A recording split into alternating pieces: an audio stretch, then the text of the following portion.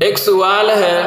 محرم میں کالا لباس پہننا کیسا ہے؟ تو جواب یہ ہے کہ پیغمبر اسلام صلی اللہ علیہ وسلم سے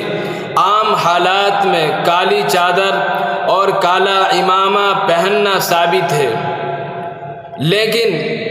مکمل کالا لباس پہننا ثابت نہیں ہے۔ تاہم کسی روایت سے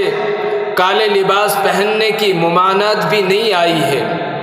اس لیے فی نفسہ کالا لباس پہننا عام حالات میں جائز ہے۔ البتہ محرم میں چونکہ شیعہ لوگ کالا لباس بطور اظہار غم و ماتم پہنتے ہیں اور آج ایک خاص طبقے کا یہ شعار بن چکا ہے، اس لیے محرم کی پہلی تاریخ سے خاص طور سے 10 تاریخ تک